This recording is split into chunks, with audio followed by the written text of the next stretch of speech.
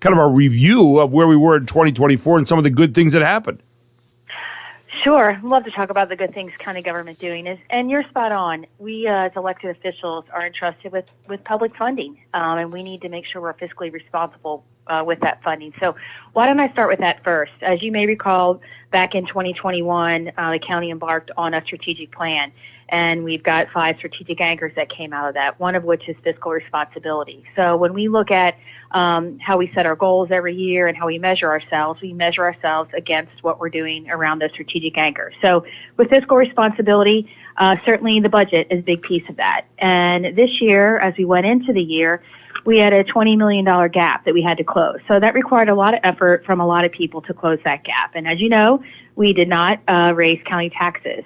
A couple big drivers in that were that we've been working over the past year or so to really examine our health care for employees. Certainly, we've got a responsibility to ensure that we provide good quality health care for our employees, but looking at how that's structured. So what I can share with you is in our budget for 2024, we actually ran 85% to budget. So we saved the county some money there. And as we passed our budget into 2025, our budget for healthcare is $6 million less than it was in 2024. So a big savings there just by looking at plans and figuring out how we can offer quality healthcare at a good price to our employees.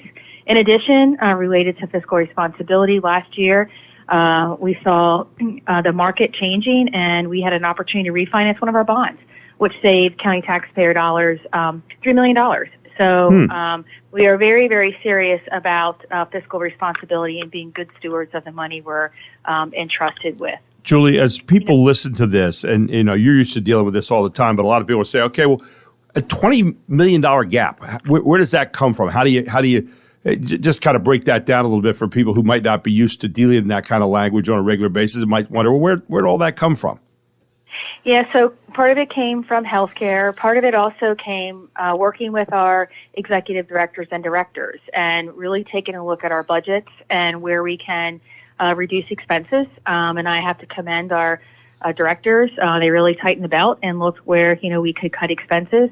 As you probably know, not all of the county departments are revenue-generating departments. So, I like to say we have a mutual fund, in York County government. Some departments generate revenue, some don't. You look at the coroner's office, not a lot of opportunity to generate revenue. Right. But then you look at our departments in the costs and fines area, right, in the court side of the house, they've got an opportunity to do that. So really just taking a look at expenses and seeing where we can curtail, and also looking at process efficiencies in areas where we can save time and labor.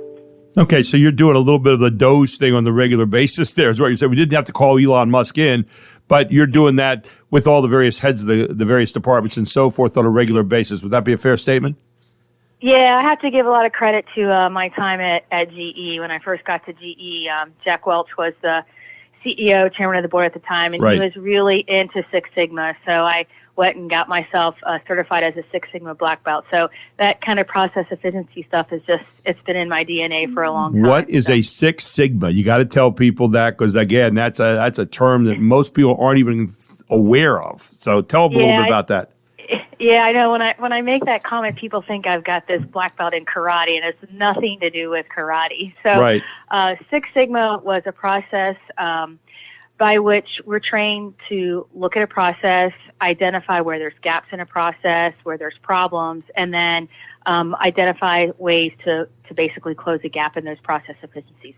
That's the easiest way in layman terms to figure that out. I've got an even easier way on that. Is it working? Is it not working? That seems like that's kind of what it would be. Yeah. Yep. That's basically it. But that's good. No, that makes some sense to me. That's a good explanation you had. Go ahead. So other things that happened in 2024 that you kind of look back and say, it's a pretty successful year for us. Yeah. So one of the things I'll highlight, it doesn't get a lot of attention in the press, is our need to have a juvenile detention center. A few decades ago, the state encouraged counties to close their juvenile detention centers. And so counties did that. And what we found ourselves in across the Commonwealth is a lack of juvenile detention beds. And, York County has struggled. We've done contracts with facilities across the Commonwealth to house our youth. They're struggling to hire people. We've had to send juveniles to Texas and California, Wow. and that's not in the best interest of the of our juveniles. So better to have them here where their support network is. So because we've been good fiscal stewards, we used some of our capital reserve, and we used excess capacity that we had at the prison since we did not renew our contract with ICE. And so we repurposed space there, and now we have a licensed 8-bed juvenile detention center. So now those juveniles who aren't really appropriate to be in our shelter, Right. but really shouldn't be in the prison system, here's a place where they can go to get the help and attention and care that they need. So I'm really proud of the team working together with the state in order to make that happen last year. You know, you mentioned something there, Julian, and I'm glad too. I think that's a really good point, that you don't want them with the regular population. They're not really able to be like in a halfway house or whatever. But so now you have this I won't say purgatory in between, but you've got a place in between there that seems most appropriate to take care of them. And it sounds like there's some good support services there for them as well. But you were mentioning about ICE. You know, a lot of us remember years ago here with ICE, and this was a big place where a lot of people were housed from ICE. We remember the Chinese and the whole Golden Venture thing. Has that been a good deal to kind of divorce from that, so to speak? What would you say about that?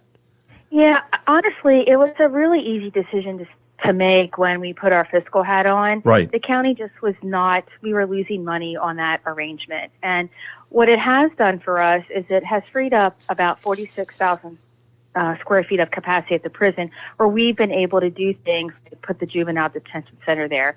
We moved our coroner's office there, and we now have an official morgue, right? We don't have to rely on WellSpan anymore to use their facility. So we've been able to repurpose that space to take care of the needs in our community. The Reentry Opportunity Center is out there. So we took advantage of that excess capacity to fill gaps and needs that we have for people that live right here in our community in York County.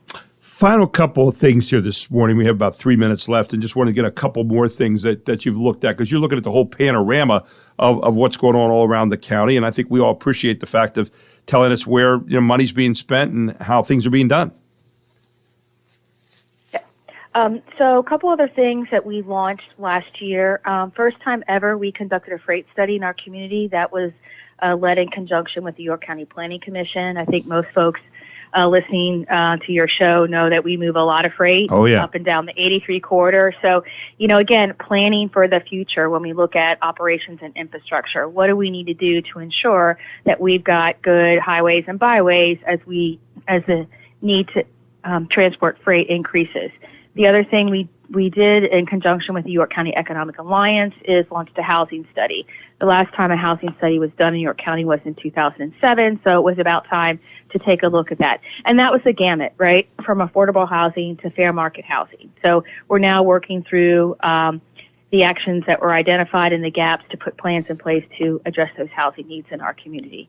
Julie, and of course, I would be remiss if I didn't mention the I Voted Sticker Design Contest. We got a lot of rave reviews on engaging our future voters in that contest. So that was a lot of fun. Yeah, there was a load off. I'm not a big sticker guy, but it was fun. It was a fun thing. I want to come back just very quickly though.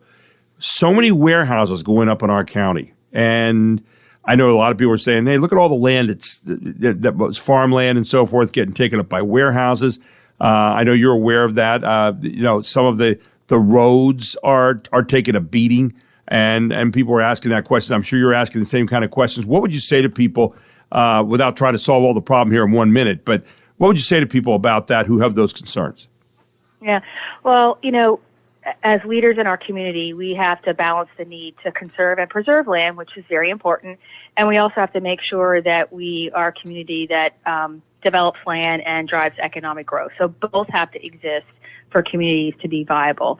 I lean on our comprehensive plan where we put things together. Here's where we want to drive economic growth. Here's where we want to preserve land. And really, when it comes to warehouses, certainly, again, that 83 corridor, because geographically we are so close to, the Philadelphia port, Baltimore. Yeah. It does lend itself.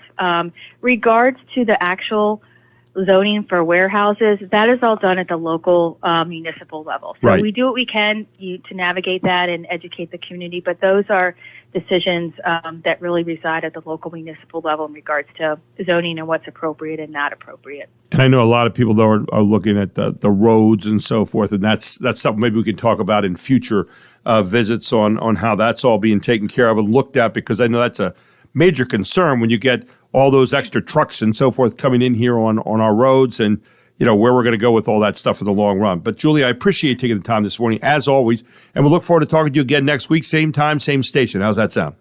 Sounds great. Be safe out there. We'll get it together. Thank you so much, President Commissioner Okay. Julie Wheeler of the York County Commissioners, with some really good information this morning. And again, kind of telling you some things on some terms you may not have known about. I didn't either. And I learned a little bit this morning, all here on the Gary Sutton Show on WOYK.